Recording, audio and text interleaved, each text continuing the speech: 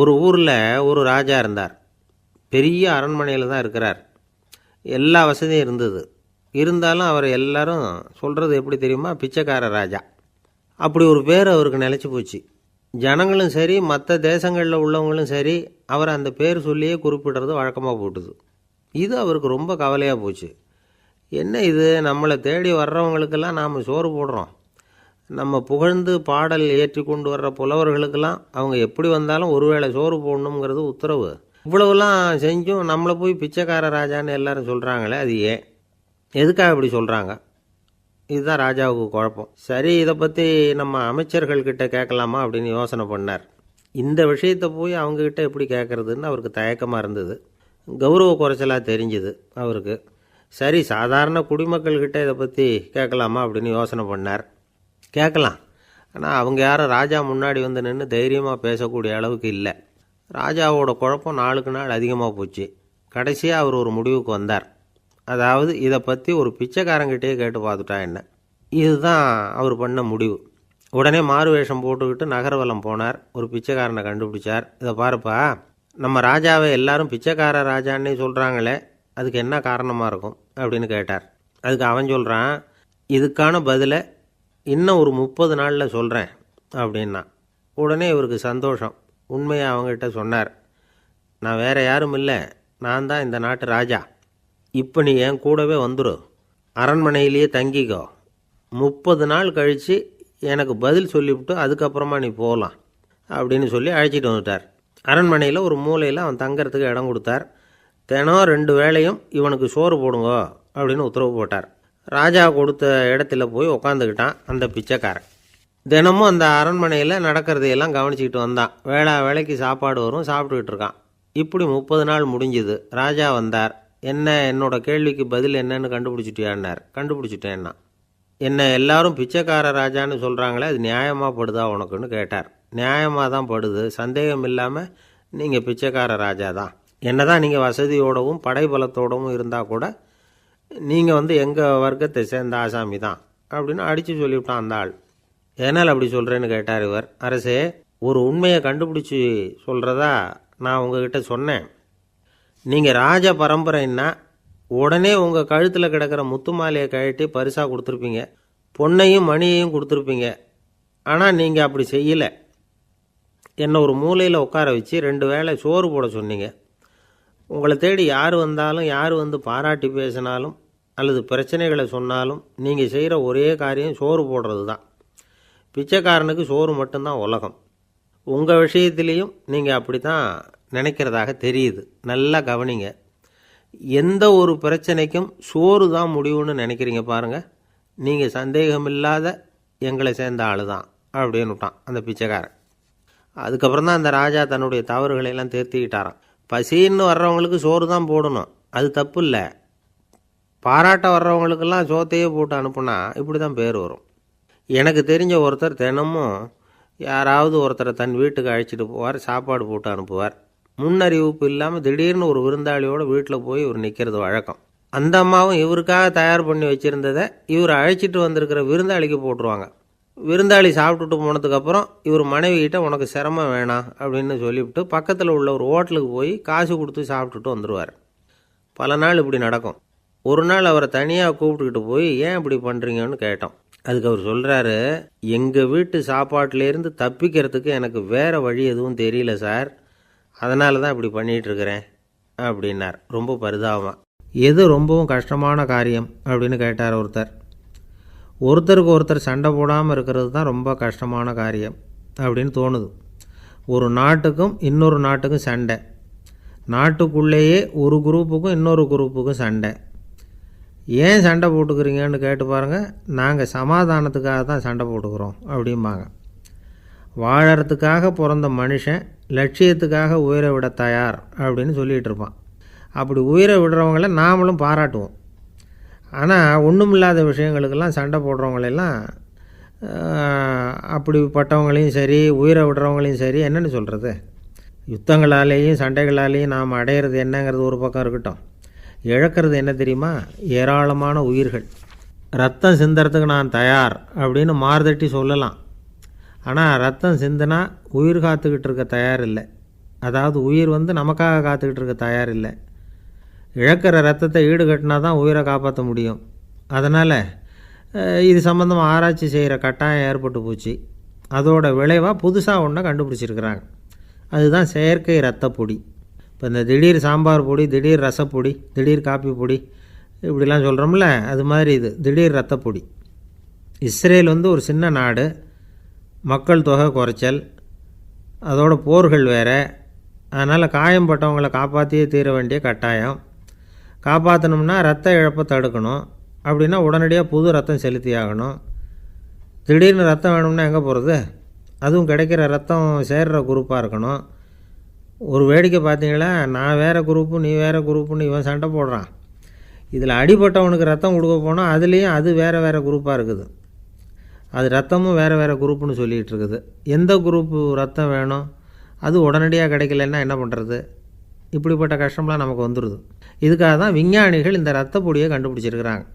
அதாவது ஒரு ஆள் அடிபட்டு போட்டான்னு வச்சுங்களேன், அவனுக்கு ரத்தம் கிடைக்கல, உடனே என்ன பண்ணலாம்? இந்த சுத்தப்படுத்தப்பட்ட தண்ணீரை கொஞ்சம் எடுத்துக்க வேண்டியது, அதில் இந்த ரத்த பொடியை கரைக்க வேண்டியது. இப்போ இந்த செயற்கை ரத்தம் வந்து தயாராகிட்டுது. இதை அந்த ஆள் உடம்புல ஏற்றி விட்ற வேண்டியது. இயற்கையாக நம்ம உடம்பில் இருக்கிற ரத்தம் என்னென்ன வேலை செய்யுதோ அதே வேலையை இதுவும் செய்யும். அதாவது ஆக்சிஜனை உடம்புல எல்லா இடத்துக்கும் எடுத்துகிட்டு போகுது. அந்த வேலையை இந்த செயற்கை ரத்தமும் செஞ்சுடுது. ஆனால் ஒரு விஷயம், இந்த செயற்கை ரத்தம் ஒரு அவசரத்துக்கு தான் உபயோகப்படுத்தலாம், ஒரு முதல் உதவி மாதிரி. அதை அப்படியே நிரந்தரமாக விட்டுற முடியாது. பின்னாடி வந்து தேவையான குரூப்பு உண்மையான ரத்தம் கிடைச்ச உடனே அதை செலுத்திக்கணும். உண்மையான ரத்தத்தை 20லேருந்து 40 நாள் வரைக்கும் தான் பாதுகாக்க முடியும். அதுவும் குளிர்பதன பெட்டியில். அதுக்குள்ளே உபயோகப்படுத்தலைன்னா அது வீணாக போயிடும். இந்த ரத்த பொடி அப்படி இல்லை, எவ்வளோ நாள் வேணும்னாலும் அப்படியே வச்சுருக்கலாம். குளிர்பதன பெட்டியும் தேவையில்லை. ஆனால் ஒன்று, இது தண்ணியில் கலந்து செயற்கை ரத்தமாக ஆக்கிவிட்டா அதோட வலு 72 மணி நேரம் தான், அதாவது 3 நாள். அதுக்குள்ளே அந்த ஆசாமியை எங்கேயாவது ஆஸ்பத்திரிக்கு தூக்கிட்டு போய் உண்மையான ரத்தத்தை கொடுத்துடணும். சண்டையில் அடிபடுறவங்க, சாலை விபத்தில் அடிபடுறவங்க, இவங்களுக்கெல்லாம் அவசரத்துக்கு கை கொடுத்து உதவுறது இந்த செயற்கை ரத்த பொடி. அதுக்கப்புறம் நாம் கொடுக்குற ரத்தம் தான் அவங்கள காப்பாற்றணும். இன்றைக்கி வந்து ரத்தத்தை தானமாக கொடுக்க தயாராக இருக்கிற நல்ல உள்ளங்கள் ஏராளம்.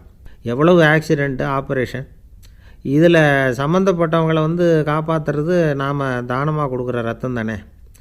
ஒரு ஆக்சிடெண்ட்டு, ஒரு ஸ்கூட்டர் ஒரு ஆள் மேலே மோதி விட்டுது, பார்த்து வரக்கூடாதா அப்படின்னா அந்த ஆள், நீ தான் பார்த்து நடக்கணும், ஏன்னா 20 வருஷமாக நான் அந்த ஸ்கூட்டரை ஓட்டிகிட்டு இருக்கிறேன் அப்படின்னானா இவன். இதுக்கு அவன் சொன்னானா, நீ தான் பார்த்து ஓட்டணும், ஏன்னா 40 வருஷமாக நான் இப்படி நடந்துக்கிட்டு இருக்கிறேன் அப்படின்னானா. ஒரு பெரிய பியானோ கலைஞர் வியன்னாவில் இருந்தார். ரொம்ப புகழ்பெற்ற இசை கலைஞர் அவர். இங்கிலாந்து மகாராணி விக்டோரியா அவருடைய சங்கீதத்தை கேட்கணும்னு ஆசைப்பட்டாங்க. அவரை அரண்மனைக்கு கூப்பிட்டாங்களாம். பியானோ வாசிக்க சொல்லி கேட்டாங்களாம். இவரும் ரொம்ப பிரமாதமாக வாய்ச்சி காட்டியிருக்கார். உடனே பாராட்டி பரிசுகள்லாம் கொடுத்து அனுப்புனாங்களாம். அந்த இசையை கேட்குறதுல அரசிக்கு ரொம்பவும் ஆர்வம் உண்டு. அதனால் அதுக்கப்புறமும் அந்த கலைஞர் அடிக்கடி அரண்மனைக்கு வர வேண்டிய அவசியம் ஏற்பட்டது. ஏன்னா அரசி கூப்பிட ஆரம்பித்தாங்க. இவர் போகணும், அங்கே இசை நிகழ்ச்சி நடத்தணும். இவர் அங்கே பாடி வாசிக்கிறது உண்டு. ஒரு தடவை வந்து மகாராணி அவரை பார்த்து, உங்கள் நாட்டு தேசிய கீதம் பாடுங்களேன் அப்படின்னு கேட்டாங்களாம். உடனே அவர் தன்னுடைய நாடான ஆஸ்திரியாவின் தேசிய கீதத்தை பாடியிருக்கிறார். அவர் பாட ஆரம்பித்த உடனே மகாராணி எழுந்திரிச்சு நின்னாங்களாம். அதுக்கு மரியாதை செலுத்துகிற நோக்கத்தோடு பாட்டு முடிகிற வரைக்கும் அப்படியே நின்றுக்கிட்டு இருந்தாங்களாம். இதுதான் அந்த அரசியினுடைய பெருந்தன்மை. அதாவது நாட்டுப்பற்றுங்கிறது அந்த அளவுக்கு அப்படி இருக்கணும். இப்படி ஒரு அரசியே நம்ம நாட்டு தேசிய கீதத்துக்கு எழுந்திரிச்சு நின்று மரியாதை செலுத்துகிறாங்க அப்படிங்கிறத புரிஞ்சிக்கும் பொழுது அந்த முதிய கலைஞரின் மகிழ்ச்சிக்கு அளவே இல்லையாம். அதுக்கப்புறம் அந்த பியானோ கலைஞர் ஒரு நாள் தன்னுடைய நண்பர் ஒருத்தர்கிட்ட பேசிக்கிட்டு இருந்தாராம். அப்போ சொன்னாராம், மகாராணியார் வந்து எனக்கு எவ்வளவோ பரிசுகள்லாம் கொடுத்துருக்குறாங்க. ஒரு தடவை எனக்கு வைரக்கல் பதித்த அணி ஒன்றை கூட பரிசாக கொடுத்தாங்க. ஆனால் அதை விட உயர்ந்த விலை மதிக்க முடியாத அணி என்ன தெரியுமா? நான் என்னுடைய நாட்டு தேசிய கீதத்தை நான் பாடுறப்போ அவங்க எழுந்திரிச்சு நின்று மரியாதை செலுத்தினாங்களே, அதுதான் எனக்கு கிடைச்ச மிகப்பெரிய பரிசு அப்படின்னாராம். எனக்கு தெரிஞ்ச சங்கீத வித்வான் ஒருத்தர் இருக்கார். சமீபத்தில் ஒரு நாள் அவரை பார்த்தேன். எப்படி போயிட்டுருக்கு உங்கள் தொழில் அப்படின்னு கேட்டேன். ரொம்பவும் வித்தியாசமாக போயிட்டுருக்குங்க அப்படின்னார். என்ன சொல்கிறீங்க அப்படின்னேன். முன்னாடியெல்லாம் நான் பாடினா எதிரில் இருக்கிறவங்க தான் எழுந்திரிச்சு போயிட்டு இருந்தாங்க. இப்போ எப்படின்னா நான் பாட ஆரம்பிச்சுட்டா உடனே பக்கவாத்தியக்காரனே எழுந்திரிச்சு போயிடுறான் அப்படின்னார் ரொம்ப வேதனையோட. ஒரு ஜென் துறவி, அவருக்கு ரொம்ப வயசாகிட்டுது, கடைசி காலம். நண்பர்களெல்லாம் கூப்பிட்டார். நண்பர்களே, நான் வித்தியாசமான முறையில் சாகணும்னு ஆசைப்பட்றேன், அதுக்கு ஏதாவது யோசனை சொல்லுங்களேன் அப்படின்னு கேட்டாராம்.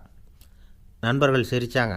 என்ன பேச்சு பேசுகிறீங்க, சாவறதுங்கிறது என்ன விளையாட்டு கத்தனமான காரியமா அப்படின்னு கேட்டிருக்காங்க.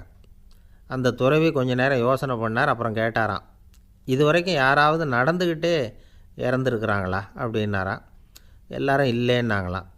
ஒருத்தர் மட்டும் சொல்லியிருக்கார், அப்படியும் ஒருத்தர் இறந்துருக்கிறதாக ஒரு கதையில் படிச்சிருக்கிறேன், ஒரு ஞானியால் தான் அப்படியெல்லாம் செய்ய முடியும் அப்படின்னு அவர் சொன்னாராம். சரி, அப்படின்னா அந்த முறை நமக்கு வேணாம், நின்றுக்கிட்டே யாராவது உயிரை விட்டுருக்காங்களா அப்படின்னு விசாரித்தாராம். அப்படியும் ஒருத்தர் இறந்துருக்கிறார் அப்படின்னாங்களாம். மறுபடியும் அந்த துறவி யோசனை பண்ணியிருக்கிறார். ஏதாவது வித்தியாசமான முறையில் நாம் போகணும் அப்படிங்கிறது அவருடைய விருப்பம். மனிதன் எப்படி வாழ்கிறானோ அப்படி இறப்பது தான் நல்லது. சரி, யாராவது தலைகீழாக யோகம் செய்யும் நிலையில் இறந்துருக்கிறாங்களா அப்படின்னு விசாரித்தாராம். நண்பர்கள் சிரித்தாங்க. தலைகீழாக நின்னபடி இறந்ததாக நாங்கள் கேள்விப்பட்டதே இல்லை, அது முடியாத காரியம் அப்படின்ட்டுருக்காங்க. இப்போ அந்த துறவிக்கு திடீர்னு உற்சாகம் வந்துட்டுது. உடனே எழுந்திரிச்சார், தலைகீழாக நின்னார், அப்படியே உயிரை விட்டுட்டார். அவ்வளோதான். அந்த மடாலயத்தில் ஒரே குழப்பம், எப்படி அவரை கீழே இறக்கி படுக்க வைக்கிறது அப்படின்னு புரியல. இப்படி உயிர் விடுறதை பற்றி அவங்க இது வரைக்கும் கேள்விப்பட்டதும் இல்லை. உண்மையிலேயே இவர் இறந்து தான் போனாராங்கிறதும் தெரியல. சோதித்து பார்த்தாங்க. இதய துடிப்பு, நாடி துடிப்பு எல்லாம் நின்று போயிருந்தது. இவர் எப்பவும் இப்படி தான், என்ன பண்ணுறது இப்போது அப்படின்னு சொல்லி எல்லோரும் குழம்பிக்கிட்டு இருக்கிற சமயத்தில் ஒரு பெரிய ஒரு யோசனை சொன்னார். இந்த துறவியோட மூத்த சகோதரி பக்கத்து மடாலயத்தில் இருக்கிறாங்க, அவங்கள இங்கே அழைச்சிட்டு வந்தால் ஏதாவது வழி கிடைக்கும் அப்படின்னார்.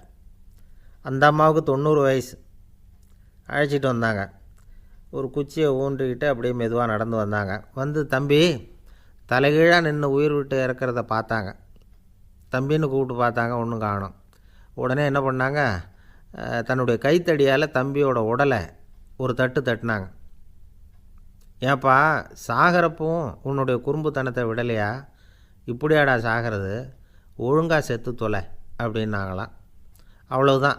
உடனே அந்த துறவி திரும்பி நேராக நின்னார். அக்கா, கோவப்படாத, நான் ஒழுங்காக சாகிறேன், எப்படி செத்தா என்ன, எல்லாம் எனக்கு ஒன்று தான் அப்படின்னு சொல்லிவிட்டு அப்படியே தரையில் படுத்து உயிரை விட்டாராம்.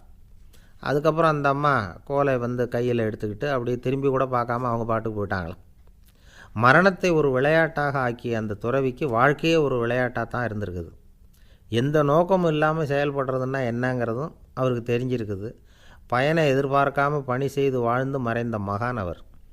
தம்முடைய தொழிலை விளையாட்டு போல் செய்ய தெரிஞ்சவருக்கு வாழ்க்கையே ஒரு விளையாட்டாக மாறிடும்.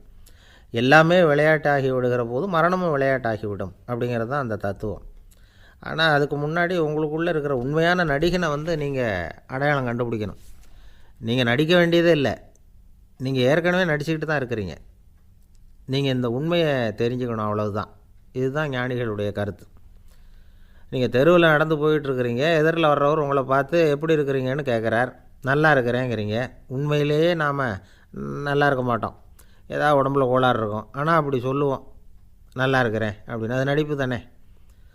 உங்களை சந்தித்ததில் ரொம்ப மகிழ்ச்சி அப்படின்னு சொல்கிறோம். உடனே கொஞ்சம் நிதானமாக யோசித்து பாருங்கள், உண்மையிலேயே உங்கள் மனசு மகிழ்ச்சி அடைஞ்சுட்டுதா? அது நடிப்பு தானே. வாழ்க்கையை சரியாக புரிஞ்சுக்கிட்டால் எல்லாமே நடிப்புங்கிறது புரியும். கல்யாண பத்திரிக்கை அனுப்பியிருந்தேனே, ஏன்டா வரலன்னு கேட்டான் ஒருத்தன். வந்திருந்தேனே அப்படின்னானா இவன். டேய், ஏன்டா போய் சொல்கிற, நான் பத்திரிக்கையே உனக்கு அனுப்பலையே அப்படின்ட்டுருக்கான் அவன். அதுக்கு இவன் சொன்னானா, பத்திரிக்கை அனுப்புனேன்னு நீ போய் சொல்கிறப்போ கல்யாணத்துக்கு வந்தேன்னு நான் போய் சொல்லக்கூடாதா அப்படின்னானா. அளவுக்கு மிஞ்சினால் அமிர்தமும் நஞ்சு அப்படின்னு சொல்லுவாங்க. அது உண்மைதான். ஒருத்தருக்கு அளவுக்கு மீறிய புகழ் வந்துட்டுதுன்னு வச்சுங்க, அது கூட ஆபத்தாக போயிடுறது உண்டு. பழங்காலத்துல எல்லாம் கிரேக்க தேசத்தில் ஒரு பழக்கம் உண்டாம். அதாவது யாராவது ஒருத்தரை நாடு கடத்தணும்னா அதுக்கு ஒரு வழி உண்டு. அதாவது ஒருத்தரை நாடு கடத்தணும்னு மக்கள் விரும்புகிறாங்கன்னு வச்சுங்களேன், அவர் பேரை ஒரு மண்பாண்ட ஓட்டுச்சில்லில் எழுதி அதை ஒரு குறிப்பிட்ட பொது இடத்துல போட்டுற வேண்டியது, அவ்வளவுதான். இது மாதிரி பல பேர் போட்டுக்கிட்டே இருப்பாங்க, எல்லாம் அப்படியே குவிஞ்சு போயிடும். அந்த ஓட்டாஞ்சில்லு குவியலில் யாருடைய பேர் அதிகமாக இருக்குதோ அந்த நபரை ஒரு 10 ஆண்டுகள் நாடு கடத்தி விடுவாங்க. இது அந்த ஊர் வழக்கமாக. ஒரு நாள் அந்த குவியலுக்கு பக்கத்தில் ஒரு ஆள் நின்றுக்கிட்டு இருக்கிறான். அவன் கையில் ஒரு ஓட்டாஞ்சில்லு வச்சுருக்கிறான். அதில் யாரோட பேரையோ எழுதணும், எழுதி அந்த இடத்துல போடணுங்கிறது அவன் ஆசை. ஆனால் அவன் படிக்காதவன், அதனால் எழுத தெரியல. யாராவது அந்த வழியாக வர்றாங்களான்னு பார்த்துக்கிட்டே நின்றுக்கிட்டு இருந்தான். ஒரு பெரியவர் வந்துக்கிட்டு இருந்தார். அவர்கிட்ட ஓடினான். கையில் இருந்த மண்பாண்ட சில்லை கொடுத்தான். ஐயா, இதில் ஒரு பேர் எழுதி கொடுங்களேன்னா. அந்த பெரியவர் அதை வாங்கி கையில் வச்சுக்கிட்டு, என்ன பேர் எழுதணும் சொல்லு அப்படின்னா. இவன் சொன்னான், அரிஸ்டைடிஸ் அப்படின்னு எழுதுங்க அப்படின்னா. இதை கேட்டதும் அந்த பெரியவருக்கு அதிர்ச்சி. ஏன்னா அவர் தான் அரிஸ்டைடிஸ், தத்துவ மேதை அரிஸ்டைடிஸ் அவர். இருந்தாலும் நான் தான் அதுங்கிறத காட்டிக்காமல் அந்த ஆளுகிட்ட கேட்டார். அது சரிப்பா, அரிஸ்டைடிஸுங்கிற பேரை எழுத சொல்கிற, அவர் உனக்கு என்ன கெடுதல் பண்ணார்? அவர் பேரை இதில் எழுத சொல்கிறியே அப்படின்னு கேட்டிருக்கார்.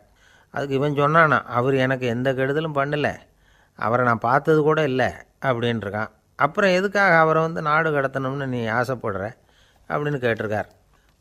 இப்போ அந்த ஆள் சொல்கிறான், அரிஸ்டைடஸை பற்றி எல்லாரும் பேசுகிறாங்க, அவர் ரொம்ப நல்லவர், அவர் ஒரு பெரிய அறிவாளிங்கிறாங்க, அவர் ஒரு பெரிய வள்ளல், பேரறிஞர், இப்படி எல்லாரும் சொல்கிறத கேட்டு கேட்டு எனக்கு ரொம்ப அலுத்து போயிட்டுது, அதனால தான் வெறுப்பாயிட்டேன் அப்படின்னு நானும். இதிலேருந்து என்ன தெரியுது? நாம் நல்லவனாக இருக்கிறதுல ஒன்றும் இடைஞ்சல் இல்லை. ஆனால் நம்மளை நல்லவன் நல்லவன் எல்லாரும் சொல்ல ஆரம்பிச்சிட்டாங்கன்னு வச்சுக்கோங்க, அப்போ இடைஞ்சல் ஆரம்பம்னு அர்த்தம். எதுவுமே அளவுக்கு மிஞ்சி போகாமல் பார்த்துக்க வேண்டியது ரொம்ப அவசியம்.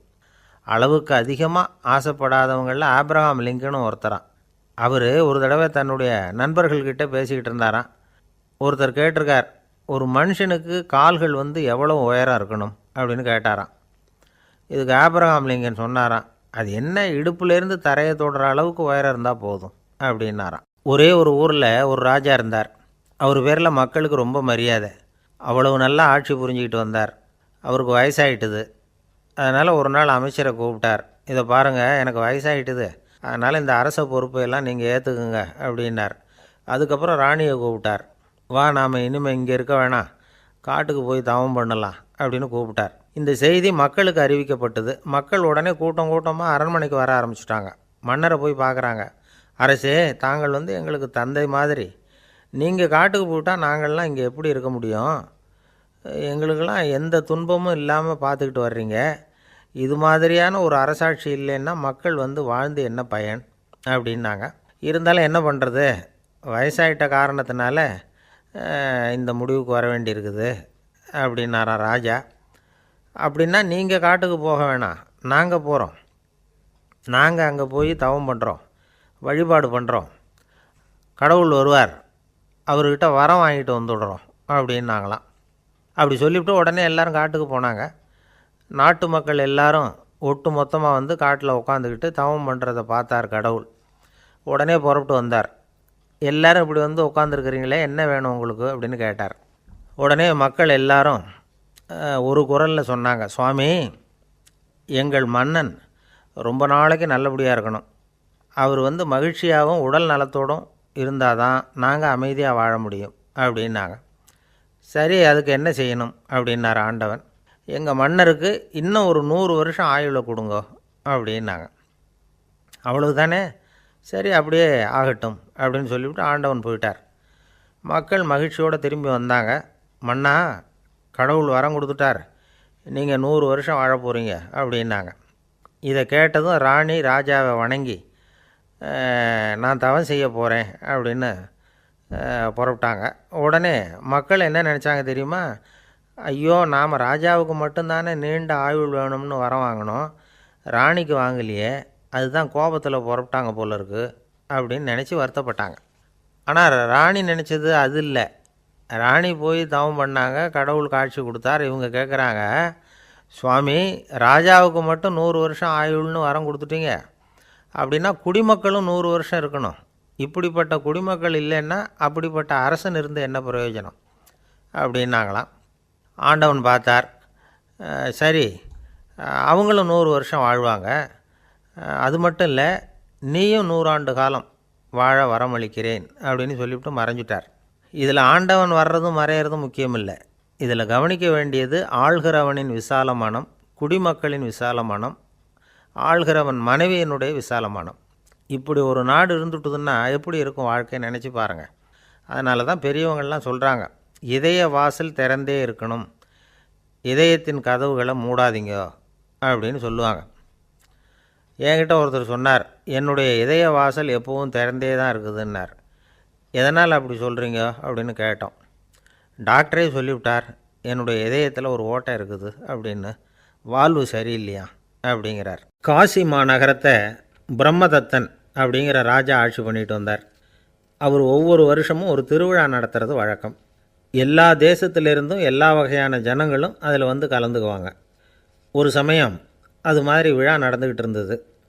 வைகுண்டத்திலேருந்து தேவலோகத்திலேருந்து நிறைய தேவகுமாரர்கள்லாம் காசி நகருக்கு அப்போது வந்திருந்தாங்க. அதில் முக்கியமாக ஒரு 4 தேவகுமாரர்கள், அந்த 4 பேரையும் சுற்றி ஏகப்பட்ட கூட்டம். அப்படி என்ன விசேஷம் அவங்கக்கிட்ட அப்படின்னா, மற்றவங்கள விட அவங்க முகம் அழகாக இருந்ததா அப்படி பார்த்தா அப்படியும் இல்லை. அவங்க அணிஞ்சிருந்த மலர் மாலைகள் தான் அதுக்கு காரணமாக. அந்த மலர்கள்லேருந்து அப்படி ஒரு அபூர்வமான நறுமணம். இதுக்கு முன்னாடி இப்படி ஒரு நறுமணத்தை அந்த ஊர் ஜனங்க அனுபவிச்சதே இல்லை. அதுதான் அந்த 4 பேரையும் சுற்றி கூட்டம். எல்லோரும் கேள்வி கேட்க ஆரம்பித்தாங்க. உடனே அந்த 4 தேவகுமாரர்களும் எல்லாருக்கும் தெரியும்படியாக வானத்தில் எழும்பி கொஞ்சம் உயரமாக நின்றுக்கிட்டாங்க. கீழே நின்றுக்கிட்டு இருந்த அரசன்லேருந்து ஆண்டி வரைக்கும் ஒருத்தர் பாக்கி இல்லாமல் ஒரே குரலில் எல்லாரும் அவங்கள பார்த்து, எங்களுக்கும் இது மாதிரி மாலையை போட்டுக்கணும்னு ஆசையாக இருக்குது, அதுக்கு நீங்கள் தான் அருள் பண்ணணும் அப்படின்னு கேட்டுக்கிட்டாங்க. மாலை போட்டுக்கிறதுனா எல்லாருக்கும் ஆசையாக தானே இருக்கும். அந்த 4 தேவகுமாரர்களில் ஒருத்தர் புத்தர் பிரான். அவர் சொன்னார், பூலோகவாசிகளே, நான் சொல்கிறத கொஞ்சம் பொறுமையாக கேளுங்க. கக்காரு அப்படிங்கிற கற்பக விருஷத்தின் மலர்களால் தொடுக்கப்பட்டது இந்த மாலை. இதுக்கு நிறைய சக்தி உண்டு, எந்த காலமும் இது வாடாது, வாசனையும் குறையாது. ஆனால் இதை அணிந்து கொள்கிறதுக்கு சில தகுதிகள் தேவை அப்படின்னார். என்ன தகுதி அது சொல்லுங்களேன் அப்படின்னு ஏக காலத்தில் எல்லாரும் சத்தம் போட்டாங்க. தீய இயல்புகள் உள்ளவங்க, இழிந்த சிந்தனை இழிந்த செயல் உள்ளவங்க இந்த மாலையை அணிய முடியாது அப்படின்னார்.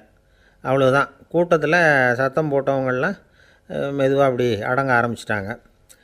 இன்னொரு தேவகுமாரன் சொன்னார், அடுத்தவங்க பொருளை அபகரிக்காதவன், அடுத்தவங்களுக்கு கெடுதல் பண்ணக்கூடிய பொய் பேசாதவன், பேராசையினால் கெட்ட வழியில் பொருள் ஈட்ட நினைக்காதவன் இந்த மாலையை போட்டுக்கலாம் அப்படின்னார். கூட்டத்திலிருந்து யாரும் முன்னுக்கு வரல. ஒரே ஒரு ராஜகுரு மட்டும் கொஞ்சம் முன்னாடி வந்தார். பெரியவர், படித்தவர். அவர், எனக்கு தகுதி இருக்குது அந்த மாலையை போட்டுக்கிறதுக்கு அப்படின்னார். வேறு ஒன்றும் இல்லை, பொய் சொல்லியாவது அந்த மாலையை வாங்கிக்குவோமே அப்படின்னு முடிவு பண்ணிட்டார் அவர். அவ்வளோதான், மாலையை வாங்கிட்டார். அடுத்த தேவகுமாரன் பேசினார். யாருக்கு திடமான அறிவும் மனமும் இருக்குதோ, யாருக்கு நல்ல காரியங்களில் அசையாத ஈடுபாடு இருக்குதோ, நல்ல அரிய பொருள்களை தனியாக தான் மட்டும் அனுபவிக்க விரும்பாதவர் யாரோ அவர் முன்னாடி வந்து இந்த மாலையை வாங்கிக்கலாம் அப்படின்னார். அந்த தகுதியும் எனக்கு இருக்குன்னார் ராஜகுரு. மாலையை வாங்கி போட்டுக்கிட்டார். இன்னொரு ராஜகுமாரன் பேச ஆரம்பித்தார். அறநெறியில் செல்வம் சேர்க்கணும், ஆடம்பர பொருள்களுக்கு அடிமையாகக்கூடாது, வெற்றி அடைஞ்சாலும் கர்வம் வரக்கூடாது, அப்படிப்பட்டவங்க இந்த மாலையை போட்டுக்கலாம்னார். துணிஞ்சு பொய் சொல்லி அதையும் வாங்கி கழுத்தில் போட்டுக்கிட்டார் இந்த ராஜகுரு. இன்னொரு ராஜகுமாரன் சொன்னார், சான்றோர்களை நிந்திக்காதவங்க, புறம் பேசாதவங்க இந்த மாலையை போட்டுக்கலாம்னார். அதையும் வாங்கி போட்டுக்கிட்டார். திருவிழா முடிஞ்சுது, எல்லோரும் திரும்பி போயிட்டாங்க. மறுநாள் ராஜகுரு 4 மாலைகளையும் போட்டுக்கிட்டு ராஜசபைக்கு வரார். வந்தவர் ரொம்ப அவஸ்தையோடு வர்றார். மாலையெல்லாம் வாடி போயிட்டுது, வாசனை எதுவும் கிடையாது. அது மட்டும் இல்லை, அவருக்கு கடுமையான தலைவலி வேறு வந்துட்டுது. துடிச்சு போயிட்டார். மாலையை கழட்டவும் முடியல. ஜனங்கள்லாம் அவரை பார்த்து சிரிக்க ஆரம்பிச்சிட்டாங்க. என்னத்துக்கு ஆசைப்படணும், ஏன் இப்படி கஷ்டப்படணும் அப்படின்னு. ராஜா பார்த்தார். மறுபடியும் விழாவுக்கு ஏற்பாடு பண்ணினார். தேவகுமாரர்கள்லாம் வந்தாங்க. ராஜகுரு வந்தார். மக்கள் முன்னிலையில் அவங்க காலில் விழுந்தார், மன்னிப்பு கேட்டுக்கிட்டார். இந்த மாலையை போட்டுக்கிற தகுதி எனக்கு இல்லை, தகுதி இல்லாத ஒருத்தன் தகாத தகுதியை பொய் மூலம் பெறணும்னு ஆசைப்படுறாங்களே, அவங்களுக்கெல்லாம் என்னுடைய தண்டனை ஒரு எச்சரிக்கையாக இருக்கட்டும்னார். அதுக்கப்புறம் தேவகுமாரர்கள் அவர் கழுத்தில் இருக்கிற மாலையை கழட்டினாங்களாம். அந்த மாலைகளும் பழையபடி மனம் கொடுக்க ஆரம்பிச்சுட்டு தான். இதிலேருந்து நாம் தெரிஞ்சுக்க வேண்டியது என்னென்னா, நமக்கு தகுதி இல்லாத ஒரு கௌரவம் நம்மக்கிட்ட தானாக வந்தால் கூட அதை வந்து தவிர்த்து விடுறது தான் நல்லது. அதுதான் புத்திசாலித்தனம். ஒருத்தர் வந்தார், சார் எங்கள் இலக்கிய மன்ற விழாவுக்கு நீங்கள் வந்து தலைமை தாங்கணும்னார். உடனே இவர் சொன்னார், பேச்சாளர், சார் இலக்கியத்தை பற்றி பேசுகிற தகுதி எனக்கு இல்லையே அப்படின்னார். உடனே அவர் கூப்பிட வந்தவர் சொன்னார், அந்த தகுதி உங்களுக்கு இல்லைங்கிறது எங்களுக்கும் தெரியும் சார், அதனால தான் உங்களை தலைமை தாங்க கூப்பிட்றேன் அப்படின்னார். அது சரி, தலைமைன்னா அதுக்கு இவர் என்ன தான் அர்த்தம் பண்ணுறாருன்னு தெரியல. நம்மளில் சில பேர் ரொம்ப தைரியமாக இருப்பாங்க. நாம் கூட சொல்கிறது உண்டு, அந்த ஆளுகிட்ட வர்றதுக்கு யமன் கூட பயப்படுவான் அப்படின்னு சொல்கிறது உண்டு. தைரியசாலிகளை நெருங்கிறதுக்கு யமன் பயப்படுவான் அப்படின்னு சொல்கிறது உண்மை தான், அது பொய் இல்லை. மன வலிமை இருக்குது பாருங்கள், அது மனுஷனை காப்பாற்றும். இது வந்து மருத்துவ ரீதியான உண்மை. உடல் கோளாறுகள் மன ஆரோக்கியத்தை பாதிக்கும். மன எழுச்சி, மன போராட்டம் இதெல்லாம் வந்து உடல் இயக்கத்தில் மாறுதலை உண்டாக்குது. சில வகையான நோய்களுக்கும் மனசுக்கும் இருக்கிற சம்பந்தம் என்னங்கிறத பற்றியெல்லாம் இப்போ ஆராய்ச்சி பண்ணுறாங்க. ஆஸ்மா, மூட்டு வலி, பெருங்குடல் அழற்சி, உயர் இரத்த அழுத்தம், சோரியாசிஸுங்கிற தோல் வியாதி, வயிற்று புண்ணு, இந்த தைராய்டு நச்சுத்தன்மை, இது மாதிரி நோய்களை உண்டாக்குறதுல மனசோட பங்கு என்னங்கிறத பற்றியெல்லாம் ஆய்வு பண்ணி பார்த்துருக்குறாங்க. எதுக்கு எடுத்தாலும் சோர்ந்து போகிறது, தோண்டு போகிறது, இப்படிப்பட்ட மனவாகு, அதோட யாரும் நமக்கு உதவ முடியாது அப்படிங்கிற மனோபாவம், கைவிடப்பட்ட மனநிலைமை, இதெல்லாம் வந்து நோயோட தீவிரத்தை ரொம்ப அதிகரிக்க செய்யுதான். இவங்கெல்லாம் அந்த கை கால் வலிக்குது, உடம்பு அசதியாக இருக்குது, தூக்கம் வரல, முதுகு வலிக்குது, உடம்பில் வந்து உணர்ச்சி குறையுது, கை கால் விரல்லாம் மரத்து போகுது, இப்படி ஏதாவது சொல்லிக்கிட்டு டாக்டர்களை தேடி வந்துக்கிட்டு இருப்பாங்க. நெஞ்சு வலி வந்து யாருக்கு வருது தெரியுமா? பதற்றம், போட்டி மனப்பான்மை, அளவுக்கு அதிகமான வேகம், துடிப்பு, பேராசை, எதுலேயும் கட்டுப்பாடு, நேரம் தவறாமை, அப்புறம் இதெல்லாம் வந்து உள்ள மனவாக உள்ளவங்க இருக்கிறாங்கல்ல, அவங்க பெரும்பாலும் நெஞ்சு வலிக்கு ஆளாயிடுறாங்களாம். ஃப்ரீட்மேன் அப்படிங்கிறவர் நிறைய ஆராய்ச்சியெல்லாம் பண்ணி பார்த்துட்டு இதை உறுதிப்படுத்தியிருக்கிறார். அவர் பண்ணின ஆராய்ச்சியில் என்னெல்லாம் தெரிய வந்தது தெரியுமா? பொறுப்பு அதிகம் உள்ளவங்களுக்கு கண்டிப்பாக இரத்த அழுத்தம் வரும், அதிகமாக இருக்குமா. அதே மாதிரி கண்டிப்பாக இருக்கிறாங்கல்ல, அவங்களுக்கும் இரத்த அழுத்தம் அதிகரிக்குமா. இரத்த அழுத்தம் தனக்கு அதிகமாக இருக்குங்கிறத தெரிஞ்சுக்கிட்டவங்க தலைவலி, மயக்கம், இந்த தலை சுத்தல், அசதி, இது மாதிரியான உணர்வுகளை வந்து அவங்களுக்கு வந்துடும், அது மாதிரி உணர்வு. ஆனால் உண்மை என்ன தெரியுமா? இதெல்லாம் வந்து இரத்த அழுத்தத்தினால இல்லை, இரத்த அழுத்தம் கட்டுப்பாட்டுக்குள்ளே இருந்தால் கூட இவங்க இப்படி நினைக்கிறாங்களாம். இதுக்கு காரணம் மனசு தான் அப்படிங்கிறார் அவர். சில பேர் எப்படி தெரியுமா? ஒருத்தர் வந்து மாரடைப்பால் இறந்து போனார் அப்படின்னு கேள்விப்பட்டால் போதும், இறந்து போகிறதுக்கு காரணம் இதயம்தான் அப்படிங்கிற பீதியால், இதய தளர்ச்சி அப்படிங்கிற மனநோயால் பாதிக்கப்படுறார்.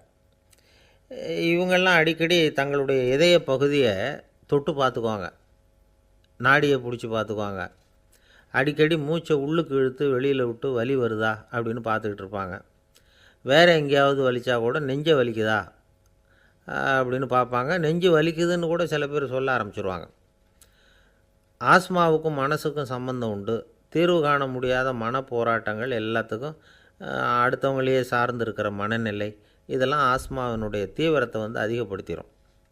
பயம், இது எப்படின்னா என்ன நடக்குமோங்கிற பதற்ற நிலை, அப்புறம் இந்த பயம், இதெல்லாம் வந்து சுவாசித்தலை வந்து அதிகரிக்க செய்யுது இல்லையா. இதனால் இரத்தத்தின் காரத்தன்மை அதிகமாகி நோயின் தீவிரமும் அதிகமாகுது. மனப்போராட்டம், மனக்கவலை, மன இறுக்கம், இதெல்லாம் வந்து தோல் வியாதியை தூண்டி விடுதான். இது மாதிரி இன்னும் எவ்வளவோ இருக்குது. அதனால் இன்றைக்கி நமக்கு தேவை என்னென்னா மன வலிமை, மலர்ந்த முகம், இது ரெண்டும் இருந்துட்டுதுன்னா பலவிதமான நோய்கள் நம்மக்கிட்ட நெருங்கி வராது. டாக்டர் என்ன நெருங்காமல் இருக்கிறதுக்கு நான் ஒரு காரியம் பண்ணுறேன் அப்படின்னார் ஒருத்தர். அவர் என்ன அர்த்தத்தில் சொன்னார்னா, டாக்டர் வந்து அவரை நெருங்காமல் இருக்கிறதுக்கு அவர் ஒரு காரியம் பண்ணுறாராம். நண்பர்கிட்ட சொன்னார். நண்பர் கேட்டார், அது என்ன காரியம் பண்ணுற அப்படின்னு கேட்டார். தினம் ஒரு ஆப்பிள் பழம் சாப்பிட்றேன்னார் அவர். ஏன்னா ஆங்கிலத்தில் ஒரு பழமொழி சொல்லுவாங்கள்ல, an apple a day keeps doctor away அப்படிம்பாங்க. ஒரு ஆப்பிள் பழம் சாப்பிட்டா டாக்டர் விலகியே இருப்பார், டாக்டர்கிட்ட போக வேண்டிய அவசியம் இருக்காது அப்படிங்கிறதுக்காக அந்த பழமொழி சொல்கிறது. என்ன, நான் யாருமே நெருங்காமல் இருக்கிறதுக்கு நான் ஒரு காரியம் பண்ணுறேன்னார் இன்னொருத்தர். டாக்டர் நெருங்காமல் இருக்கிறதுக்கு ஆப்பிள் பழம் சாப்பிட்றேன்னார் அவர். என்னை யாருமே நெருங்காமல் இருக்கிறதுக்கு நான் ஒரு காரியம் பண்ணுறேன்னார் இன்னொருத்தர். அது என்னன்னு கேட்டோம். தினம் ஒரு பூண்டு சாப்பிட்றேன்னார். ஏ கார்லிக் எ டே கீப்ஸ் எவ்ரிபடி அவே அப்படின்னு அதுக்கு ஒரு புது விளக்கமும் கொடுத்தார். என்னை விட யோக்கியம் இந்த உலகத்தில் வேறு யாரும் இல்லை சார் அப்படின்னார் ஒருத்தர். அவரை விட அயோக்கியன் வேறு யாரும் இருக்க முடியாதுங்கிற முடிவுக்கு கேட்டவங்க வந்துட்டாங்களாம். மனுஷனுக்கு இருக்கிற ஒரு மிகப்பெரிய குறையே தன்கிட்ட இருக்கிற குறை அவனுக்கு தெரியாமல் போகிறது தான். ஆனால் அடுத்தவங்ககிட்ட இருக்கிற குறை இவனுக்கு தெளிவாக தெரிஞ்சிடும். ஒரு ஒட்டகம் ஒரு கொக்கை பார்த்து ஒரு கேள்வி கேட்டு தான். என்ன கேள்வி தெரியுமா? உன் கழுத்து ஏன் இப்படி வளைஞ்சி போயிருக்குது அப்படின்னு கேட்டிருக்கு. இதுக்கு உடம்பே வளைச்சல். இது போய் கொக்கை கிண்டல் பண்ணுது. இன்றைக்கி மனித சுபாவமும் கிட்டத்தட்ட இப்படி தான் இருக்குது. இந்த உலகத்தில் குறையில்லாத மனிதர்கள் யாரும் கிடையாது, நாம் உள்பட. அப்படிங்கிறத முதல்ல நாம் நல்லா புரிஞ்சுக்கணும். ஒரு ஊரில் ஒரு விற்பனை நிலையம் இருந்தது. செல்ல பிராணிகளை விற்பனை செய்கிற நிலையம் அது. நாய், கிளி, பூனை இப்படி நிறைய வச்சு விற்பனை பண்ணிகிட்ருக்குறாங்க. நாய்க்குட்டி விற்பனை செய்கிற பகுதியில் ஒரு சிறுவன் நின்றுக்கிட்டு இருந்தான். விற்பனை செய்கிற ஆளுக்கிட்ட விலை கேட்டுக்கிட்டு இருந்தான். அதோ இருக்குதே அந்த நாய்க்குட்டி என்ன விலை அப்படின்னு கேட்டானா. 1000 ரூபா அப்படின்னாரான். சரி, அது வேணாம், இது என்ன விலைன்றிருக்கான். 500 ரூபா அப்படின்னாரான். இந்த சின்ன பையன் கையில் வச்சுருந்தது வெறும் 50 ரூபா தான். அதனால் இதை விட குறைச்சலாக கிடைக்குமான்னு பார்த்துருக்கான். அந்த கடையில் ஒரு மூலையில் சரியாக கவனிக்கப்படாமல் ஒரு நாய்க்குட்டி படுத்து கிடந்தது. பாவமாக கத்திக்கிட்டு இருந்தது. அதை பார்த்ததுமே இவனுக்கு அது ரொம்ப பிடிச்சி போச்சு. உடனே அந்த கடைக்காரரை பார்த்து, அதுவும் அந்த மூலையில் படுத்து கிடக்குதே அந்த நாய்க்குட்டி என்ன விலை அப்படின்னு கேட்டிருக்கான். தம்பி, அது ஒரு கால் ஊனம், அதனால் அது உன்னோட குதித்து விளையாடவோ ஓடுறதோ அதால் முடியாத காரியம் அப்படின்ட்டுருக்கார் அவர். அது தெரிஞ்சு தாங்க கேட்குறேன், அதோட விலை என்ன அதை மட்டும் சொல்லுங்களேன் அப்படின்ட்டுருக்கான். தம்பி, இது கால் ஊனம் உள்ள ஒரு நாய். இதை போய் காசு கொடுத்து வாங்கிறதுக்கு யாராவது பிரியப்படுவாங்களா? இதை நான் உனக்கு இலவசமாகவே தர்றேன், எடுத்துகிட்டு போ அப்படின்னாரான். இதை கேட்டதும் அந்த சிறுவனுக்கு கோவம் வந்துட்டு தான். நீங்கள் ஒன்றும் சும்மா கொடுக்க வேணாம், இந்தாங்க 50 ரூபா, இதை வச்சுக்கிட்டு நாய்க்குட்டியை கொடுங்க அப்படின்ட்டுருக்கான். அவருக்கு ஒன்றும் புரியல, ஆச்சரியமாக இருந்தது. சரின்னு பணத்தை வாங்கிட்டு நாய்க்குட்டியை தூக்கி கொடுத்தார். அந்த சிறுவன் அந்த நாய்க்குட்டியை 2 கையாலையும் வாங்கினா, மார்போடு பிரியமாக சேர்த்து அணைச்சிக்கிட்டான். தெருவில் இறங்கி நடக்கிறான். அப்படி நடக்கும்பொழுது தான் பார்க்குறார், கடைக்காரர் ஆச்சரியமாக அவனை பார்க்குறார். அப்போ தான் அவருக்கு ஒரு விஷயம் புரியுது. அந்த சிறுவன் தெருவில் நாய்க்குட்டியை மார்போடு அணைச்சிக்கிட்டு விந்தி விந்தி நடந்து போய்கிட்டு இருக்கிறான். ஆமாம், அவனுக்கும் ஒரு கால் ஊனம். இந்த நாய்க்குட்டியை யாருமே வாங்க மாட்டாங்கன்னு நினச்சிக்கிட்டு இருந்தார். குறையுள்ள அதுக்கும் ஒரு எஜமானன் கிடச்சிட்டான். அதனால் ஊனம் ஒரு குறை இல்லை அப்படிங்கிற உண்மையை அந்த கடைக்காரர் புரிஞ்சுக்கிட்டாரான். நம்மால் ஒருத்தர் கொஞ்சம் வயசானவர், எழுந்திரிச்சு சரியாக நடக்க முடியாது, சாய்வு நாற்காலியிலேயே எப்பவும் உட்காந்துருப்பார். அவர் தனக்கு துணையாக ஒரு நாயை பக்கத்தில் வச்சுருந்தார். அதுவும் ரொம்ப வயசான ஒரு நாய், எழுந்திரிக்கவே சிரமப்படும், நடக்கவும் முடியாது. அவர் பக்கத்துலேயே இதுவும் சோர்ந்து போய் படுத்து கிடக்கும். அந்த பெரியவரை பார்க்க வந்த ஒருத்தர் கேட்டார், ஏங்க, ஒரு சின்ன பையனை உங்களுக்கு துணையாக வச்சுக்கப்படாதா? இந்த நாயை உங்களுக்கு பாதுகாப்பாக வச்சுருக்கிறீங்களே, உங்களுக்கு ஒரு ஆபத்துன்னா இது எப்படி உங்களுக்கு உதவ முடியும் அப்படின்னார். அப்போ அவர் சொன்னாராம், எனக்கு ஒரு ஆபத்துன்னா அந்த சமயத்தில் இந்த நாய் என்னை தனியாக விட்டுட்டு ஓடி போயிடாமல் இருக்கணும்ல, அதுக்காக தான் இதை நான் வச்சுருக்கிறேன் அப்படின்னாராம். ஒரு ஆள் அசையாமல் கிடக்கிறார். அவர் இருக்காரா போயிட்டாராங்கிறத எப்படி முடிவு பண்ணுறோம்? அவர் மூக்குக்கு முன்னாடி புறங்கையை வச்சு பார்க்குறோம், மூச்சு வருதா இல்லையா அப்படிங்கிறத கண்டுபிடிக்கிறதுக்காக. மூச்சுங்கிறது அவ்வளவு முக்கியமான ஒரு விஷயம். சுவாசம் இல்லைன்னா எதுவுமே இல்லை. நம்ம பூமி இருக்க அது கூட சுவாசிக்குதுங்கிறத சோவியத் விஞ்ஞானிகள் கண்டுபிடிச்சிருக்கிறாங்க. பூமிக்கு மேலே இருக்கிற மண் அடுக்கில் காற்றில் உள்ள ஆக்சிஜன் ஆக்சிகரணம் அடையுது அப்படின்னு தான் இதுவரைக்கும் எல்லோரும் நம்பிக்கிட்டு இருந்தாங்க. ஆனால் இப்போ என்ன கண்டுபிடிச்சிருக்கிறாங்கன்னா, அந்த ஆக்சிஜன் பூமிக்குள்ளே 1 கிலோமீட்டர் ஆழம் வரைக்கும் ஊடுருவி போகுதான். பூமிக்குள்ளே 2 பக்கமும் பல கிலோமீட்டர் வரைக்கும் பரவுதான். பூமிக்குள்ளே இருக்கிற நீர்நிலை அடுக்குகள் தான் நுரையீரல் செய்கிற வேலையை செய்யுதான். நம்ம உடம்புல நுரையீரல் இல்லைன்னா ஒன்றும் நடக்காது. ஒரு மரத்தை தலைகீழாக தொங்க போட்டால் எப்படி இருக்கும்? அப்படி யோசிச்சு பாருங்கள். அப்படி தான் இதுவும், நுரையீரலும் அப்படி தான் இருக்கும். வலது பக்கம் ஒன்று, இடது பக்கம் ஒன்று. வலது பக்கம் நுரையீரல் கொஞ்சம் பெருசாக இருக்கும், நுட்பமான நரம்பு குழாய்கள் அதில் இருக்கும். கோடிக்கணக்கான நுண்ணிய குழாய்களை வச்சுக்கிட்டு தான் அது வேலை செய்யுது. 25 கோடி குழாய்கள் இருக்கும். அதை அப்படியே முழுசாக பிரித்து பரப்புனா ஒரு டென்னிஸ் கோர்ட்டில் பாதி பரப்பளவு இருக்குமா. நுரையீரல் நிறம் கருஞ்சிவப்பு தான். புகை அதிகமாக உள்ளே போச்சுன்னா அது கருப்பாயிடுது. காற்றுல உள்ள பிராணவாயுவை இது இழுத்து எடுத்துக்கிட்டு ரத்தத்தை சுத்தப்படுத்துகிற முக்கியமான வேலையை இது செய்யுது. அசுத்த காற்றை வெளியில் அனுப்பி வச்சுருது. ஒருத்தர் வேகமாக ஓடி வரார், அவருக்கு மூச்சு இறைக்கும். பயங்கரமாக எதையாவது பார்த்து விடுறார், உடனே மூர்ச்சை ஆகிடுவார். இது மாதிரி சமயங்களில் வேறு எந்த தூண்டுதலும் இல்லாமல் நுரையீரல் தானாகவே இயங்கும். இப்படி ஒரு அவசியம் ஏற்படுறப்போ இயக்கத்தை தூண்டி விடுற முக்கியமான இணைப்பு மூளைக்கு கீழே முதுகு எலும்புக்கு மேற்பகுதியில் இருக்குது. அது உடனே சுவாசத்துக்கு அவசர உதவியை கொடுக்குது. இப்போ ஒருத்தர் பேசாமல் உட்காந்துருக்கார். இந்த சமயத்தில் அவருக்கு 1 பங்கு காற்று தேவைப்படுதுன்னு வச்சுக்கோங்க. அவர் எழுந்திரிச்சு நடக்கும் பொழுது 1.5 மடங்கு தேவைப்படும். ஓடினார்னா 3 மடங்கு தேவைப்படும். படுத்துருக்கிறப்ப 1/2 மடங்கு தான் தேவைப்படும்.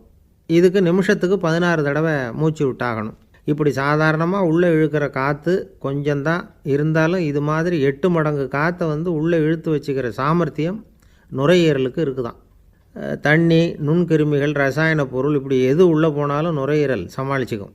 30 வருஷமாக விடாத புகை பிடிக்கிறவர் தொடர்ந்து உள்ளே அனுப்பி வைக்கிற புகையை கூட சமாளிக்குதுன்னா பார்த்துங்களேன். உள்ளே போகிற புகை நுட்பமான சுவாச முடிச்சுகளை அழிச்சு விடுது. கறி புகை அது மேலே படிஞ்சு உபயோகம் இல்லாமல் பண்ணிவிடுது. ஆனாலும் தேவைக்கு அதிகமாக 8 மடங்கு கூடுதலாக சுவாச முடிச்சுகள் நம்ம உடம்புக்குள்ளே இருக்கிறதுனால சமாளிக்க முடியுது. சமாளிக்க முடியலன்னா சில சமயம் மூச்சு திணறும். அதை ஒரு எச்சரிக்கையாக எடுத்துக்கிட்டு புகை பிடிக்கிற பழக்கத்தை விட்டுடணும். அதுதான் நல்லது. ஆனால் அப்படி யார் விடுறது? இணை பிரியாத 2 நண்பர்கள் இருந்தாங்களாம். 2 பேரும் விடாமல் சிகரெட்டு குடிக்கிறவங்க. அதில் ஒருத்தன் செத்து போட்டான். இன்னொருத்தன் அதுக்கப்புறம் 2 சிகரெட்டாக குடிக்க ஆரம்பித்தானான். ஏன் இப்படி பண்ணுறேன்னு கேட்டிருக்காங்க. நான் 1 சிகரெட்டு தான் குடிக்கிறேன், செத்து போன என்னுடைய ஃப்ரெண்டு இருக்கானே செத்து போனவன், அவனுக்காக இன்னொரு சிகரெட்டு குடிக்கிறேன் அப்படின்னு நானா. இது ரொம்ப ஆபத்து, விட்டுடு அப்படின்னு சொல்லியிருக்காங்க. சரின்னு ஒத்துக்கிட்டான். ஆனால் அதுக்கப்புறமும் 1 சிகரெட் வீதமாக குடிச்சிக்கிட்டே இருந்தான். சிகரெட்டு பழக்கத்தை நீ இன்னும் விடலையான்னு கேட்டாங்களாம். அந்த பழக்கத்தை நான் எப்போ விட்டுட்டேன், இப்போ நான் குடிக்கிறது என் ஃப்ரெண்டுக்காக அப்படின்னு நானா. இவங்கெல்லாம் எப்படி திருந்துறது? ஒரு ஊரில் ஒரு ராஜா இருந்தார். அவர் அடிக்கடி காட்டுக்கு வேட்டையாட போவார். சில நண்பர்களையும் கூட அழைச்சிக்கிட்டு போவார். காட்டுக்கு போனதும் ஆளுக்கு ஒரு பக்கமாக போய் வேட்டையாடுவாங்க. சாயந்தரமாக திரும்பி வருவாங்க. மறுநாள் அரண்மனையில் உட்காந்து ஒவ்வொருத்தரும் அவங்க அனுபவங்களையெல்லாம் சொல்லிக்குவாங்க. அவங்க வீரத்துக்கு தகுந்த மாதிரி பரிசை அந்த ராஜா கொடுப்பார். இது மாதிரி ஒரு தடவை எல்லோரும் வேட்டைக்கு போயிட்டு திரும்பி வந்ததும் உட்காந்து பேச ஆரம்பிச்சிருக்கிறாங்க. ஒருத்தன் சொன்னான், தன்னுடைய வீரதீர செயலை பற்றி அளக்க ஆரம்பிச்சிட்டான். ஏன்னா அதுக்கு பரிசு கிடைக்க போகுதில்ல, அதனால். அவன் என்ன சொன்னான் தெரியுமா? அரசே, நேற்றுக்கு காட்டில் என்னாச்சு தெரியுமா? எனக்கு நேராக ஒரு சிங்கம் வாயை திறந்துக்கிட்டு வந்துட்டுது. நான் பயப்படவே இல்லை. உடனே ஒரு கல்லை எடுத்து குறி பார்த்து வீசினேன். சிங்கத்து வாய்க்குள்ளே போய் அந்த கல் மாட்டிக்கிட்டுது. அவ்வளவுதான். அந்த சிங்கம் என்னை பார்த்துட்டு பயந்துட்டு ஒரே ஓட்டமாக திரும்பி ஓடி போயிட்டுது அப்படின்னா. ஆஹா பலே அப்படின்னு எல்லோரும் கை தட்டினாங்க. 2வது ஆள் ஒருத்தன் எழுந்திரிச்சான். அவன் சொல்ல ஆரம்பித்தான், அரசே, நான் போன வழியில் 2 பெரிய மலைப்பாம்பு கிடந்தது. என்னை முழுங்கிறதுக்கு வந்தது. நான் என்ன பண்ணேன் தெரியுமா? அந்த 2 பாம்போட வாலையும் ஒன்றா சேர்த்து முடிச்சு போட்டுட்டேன். அவ்வளவுதான். அது அங்கே இழுக்க இது இங்கே இழுக்க முடிச்சு நல்லா இறுகி போட்டுது அப்படின்றான். ஆஹா அற்புதம்னு சொல்லி எல்லாரும் கை தட்டினாங்களாம். அடுத்தபடியாக 3வது ஆள் ஒருத்தன் வந்தான். அவன் சொல்ல ஆரம்பித்தான், மன்னா, நான் போன பாதையில் குறுக்க ஒரு ஆறு, அதில் இறங்கி குளித்தேன். யாரோ காலை பிடிச்சி இழுக்கிறது மாதிரி இருந்தது. திரும்பி பார்த்தா ஒரு பெரிய முதலை. நான் உடனே அப்படியே ஒரு துள்ளல் துள்ளி அது முதுகில் போய் உக்காந்துக்கிட்டேன். அதை அப்படியே கரைக்கு நீந்த வச்சேன். கரைக்கு வந்து சேர்ந்ததும் அப்படியே ஒரே துள்ளி குதித்து கரைக்கு வந்துட்டேன் அப்படின்றான். அவன் தன்னுடைய வீரத்தை அப்படி சொல்லியிருக்கான். அடடா எப்பேற்பட்ட வீரம் அப்படின்னு எல்லாரும் கை தட்டினாங்களாம். 4வது ஆள் எழுந்திரிச்சான். மன்னா, நான் போன இடத்துல ஒரு கரடி என்னை துரத்த ஆரம்பிச்சுட்டுது. நான் ஒரு மலை உச்சிக்கு வந்துட்டேன். அதுக்கப்புறம் ஒரு அடி எடுத்து வச்சாலும் அதில் பாதாளத்தில் விழ வேண்டியது தான். அந்த நேரம் பார்த்து ஒரு பெரிய ராட்சச கழுகு அந்த பக்கமாக பறந்து வந்தது. நான் உடனே அப்படியே உயர எழும்பி அந்த கழுகோட காலை பிடிச்சிக்கிட்டேன். அப்படியே தொங்கிக்கிட்டே வந்தேன். ஒரு நல்ல இடம் வந்ததும் தொப்புன்னு கீழே குதித்து நடந்து வந்துட்டேன். நான் இதுக்கும் எல்லோரும் கை தட்டுறாங்க. கடைசியாக ஒரு ஆள் எழுந்திரிச்சான். அரசே, நான் போன வழியில் ஒரு பெரிய யானை குறுக்க வந்தது. பயங்கரமாக சத்தம் போட்டுக்கிட்டே வந்தது. நான் பயந்து ஓடலை. உடனே என்ன பண்ணேன் தெரியுமா? அந்த யானையோட வாலை பிடிச்சி தூக்கினேன். தலைக்கு மேலே தூக்கி கரன்னு சுற்றினேன். வேகமாக சுற்றி வீசி எறிஞ்சேன். அவ்வளவுதான். அதே ஸ்பீடில் அந்த யானை மேலே போக ஆரம்பிச்சுட்டுது. இன்னும் கூட அது போய்கிட்டே தான் இருக்குது, கீழே விழவே இல்லைன்னா. இதை கேட்டதும் ராஜாவுக்கு கோபம் வந்துட்டுது. என்ன முட்டாள்னு நினச்சிக்கிட்டு பேசுகிறியா? யானையை நீ வாழை பிடிச்சி தூக்குன, அதை நான் நம்பணுமா அப்படின்னார். உடனே இவன் பணிவாக பதில் சொன்னான். அரசே, ஒரு சிங்கத்து வாயில் கல் மாட்டிக்கிட்டதை நம்புறீங்க, மலைப்பாம்பு வாழை பிடிச்சி முடிச்சு போட்டதை நம்புறீங்க, முதல்ல முதுகில் சவாரி பண்ணதையும் நம்புறீங்க, கழுகு காலை பிடிச்சிக்கிட்டு பறக்கிறதையும் நம்புறீங்க. அப்படி நம்புறப்போ நான் சொன்னதை மட்டும் நம்பக்கூடாதா அப்படின்னு கேட்டானான். பொய் சொன்னவங்கெல்லாம் தலையை தொங்க போட்டுக்கிட்டாங்களாம். ராஜா அவங்கள பார்த்து சொன்னாராம், நீங்கள் எல்லாரும் என்னை முட்டாளாக்கியிருக்கிறீங்க. கடைசியாக பேசின இவன் தான் எனக்கு உண்மை எது பொய் எதுங்கிறத புரிய வச்சிருக்கிறான். இவன் தான் உண்மையான தைரியசாலி அப்படின்னு சொல்லி அவனுக்கே பரிசையெல்லாம் கொடுத்து பாராட்டினாராம். இப்படி ஒரு கதை. உண்மையை நிலைநாட்டுகிறவன் தான் உண்மையான வீரன் அப்படிங்கிறத இதிலிருந்து நாம் புரிஞ்சுக்கணும். இந்த காலத்துல எல்லாம் பொய் சொன்னால் தான் பிழைக்க முடியுங்கிறது ஒரு சில பேரோட நம்பிக்கை. ஒரு அப்பாவுக்கு தன் மகனுக்கு பொய் சொல்ல தெரியலையேங்கிற கவலை. பொய் சொன்னால் தான் இந்த உலகத்தில் பிழைக்கலாம், ஆனால் இவனுக்கு அது தெரியலையே, அதனால் இவனை அழைச்சிட்டு போய் நடுக்கடலில் விட்டுட்டு வந்துடுவோம் அப்படின்னு அழைச்சிட்டு புறப்பட்டான். கடற்கரைக்கு போனான். மகனுக்கு சந்தேகம், எங்கேப்பா என்னை அழைச்சிட்டு போகிறேன்னு கேட்டிருக்கான். கடலில் மீன் பிடிக்க கற்றுக் கொடுக்க போகிறேன் உனக்கு அப்படின்னானா.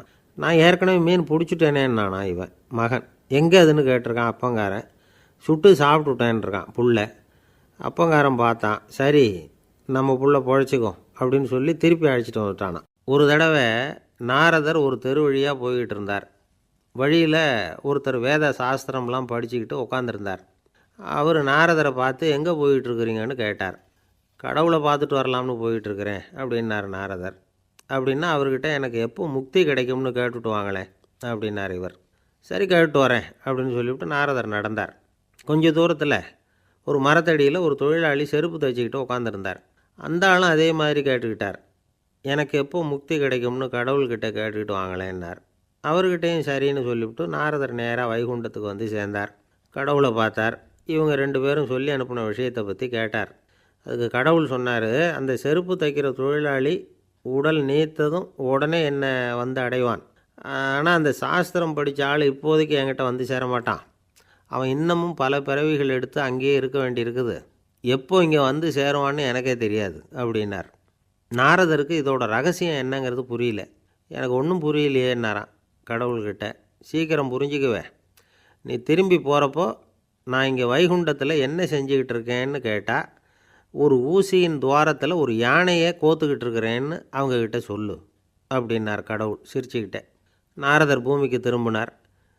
கடவுளை பார்த்தீங்களா எப்படி இருக்கார் அப்படின்னு விசாரித்தார் வேத சாஸ்திரம் படித்தவர்.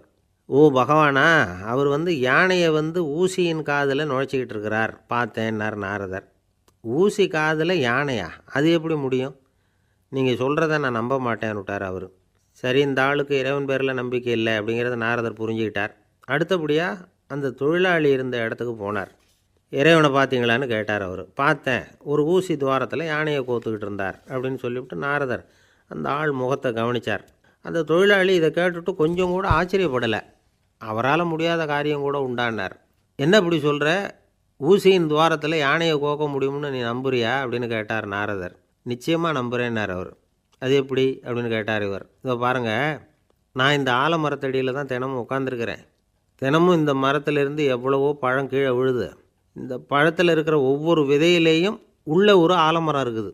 ஒரு சின்ன விதைக்குள்ளே ஒரு பெரிய ஆலமரம் இருக்க முடியுங்கிறப்ப ஊசி துவாரத்தில் கடவுள் யானையை நுழைய வச்சாருங்கிறத ஒத்துக்கிறதுல என்ன கஷ்டம் இருக்குது அப்படின்னு ரொம்ப சர்வசாதாரணமாக பதில் சொன்னாராம் அந்த தொழிலாளி.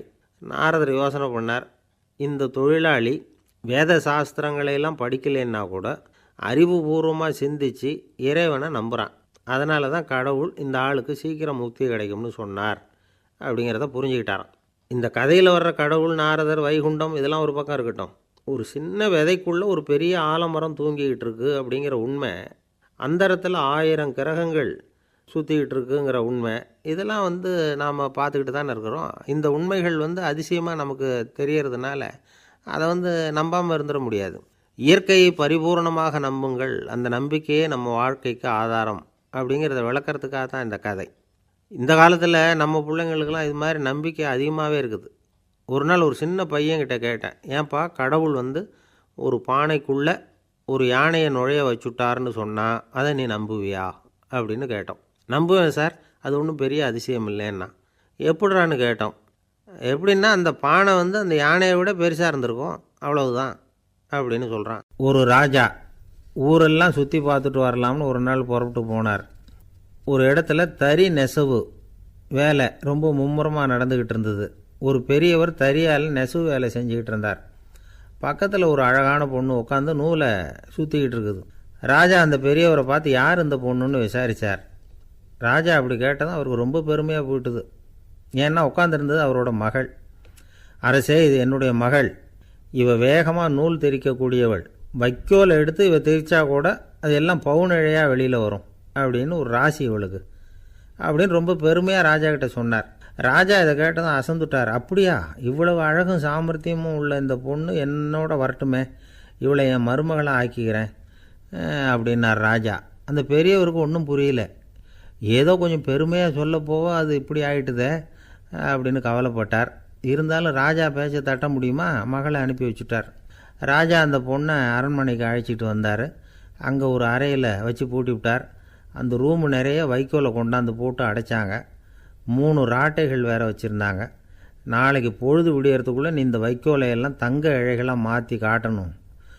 நாளைக்கு காலம்புறம் வந்து நான் இந்த அறை கதவை திறப்பேன். உன் தகப்பன் சொன்னது மாதிரி எல்லாம் தங்கமாக மாறி இருக்கணும், இல்லைன்னா நீ உயிர் தப்ப முடியாது அப்படின்னு உத்தரவு போட்டார்.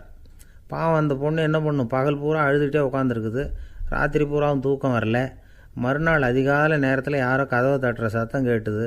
பயந்துக்கிட்டே கதவை திறக்கிறா. திறந்து பார்த்தா வெளியில் 3 அவலட்சணமான பெண்கள். ஒருத்திக்கு வந்து கால் அகலமாக முறை மாதிரி இருக்குது, இன்னொருத்திக்கு கட்டை விரல் கரண்டி மாதிரி பெருசாக இருக்குது, 3வது பொண்ணுக்கு உதடு தடித்து ரப்பர் மாதிரி தொங்கிக்கிட்டு இருக்கு.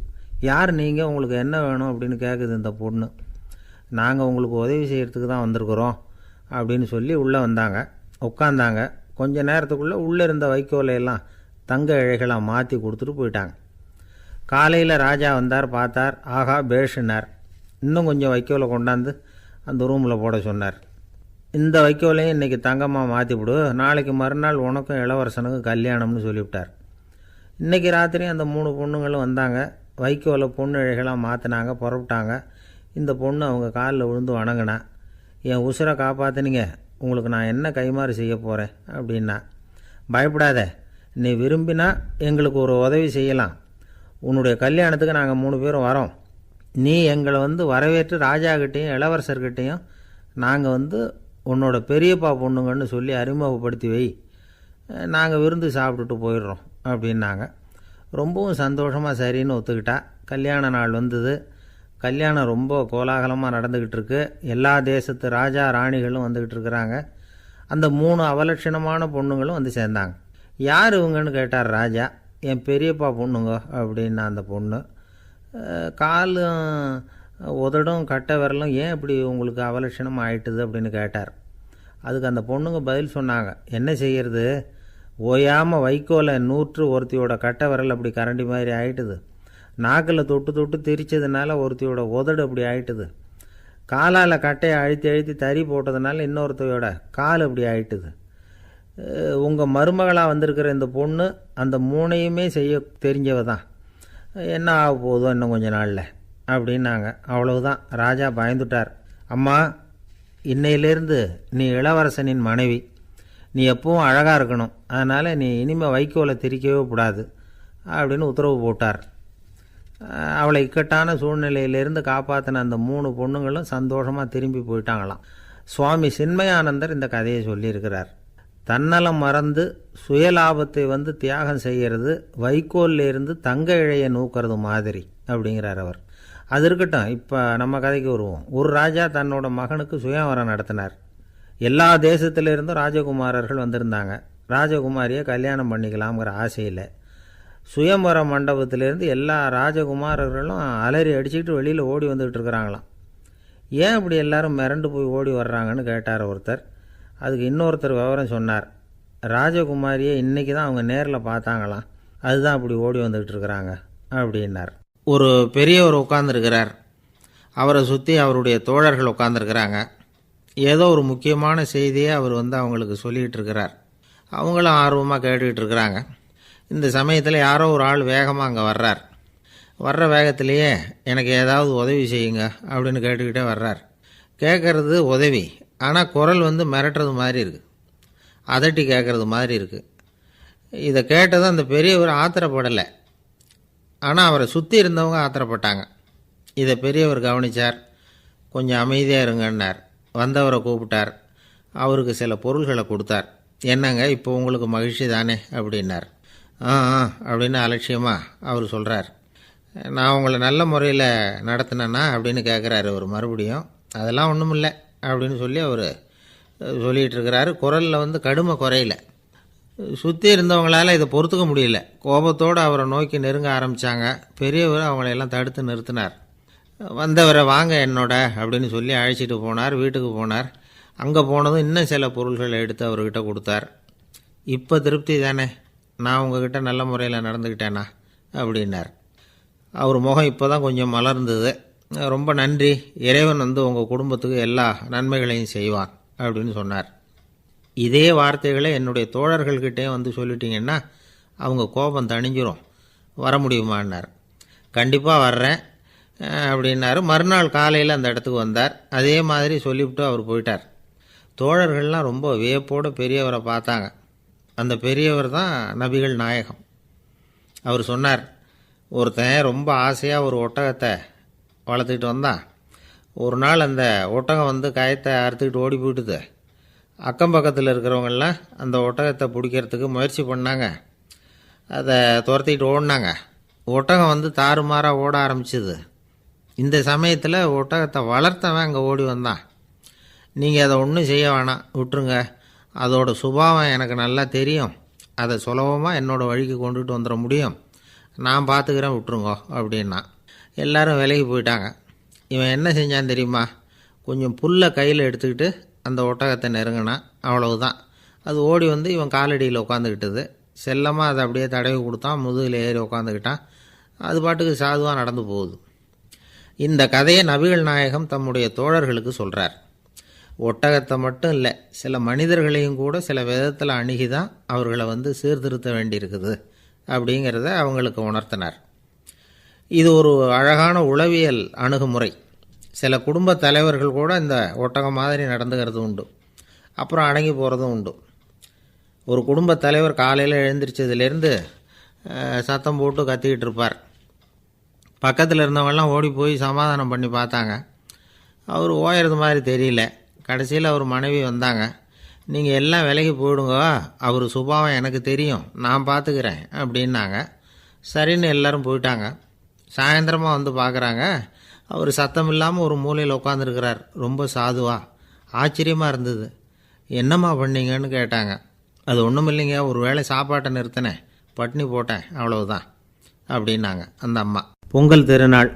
பொங்கல் திருநாள்னால் இது ஏதோ அறுவடை திருநாள் அப்படின்னு சொல்லுவோம்.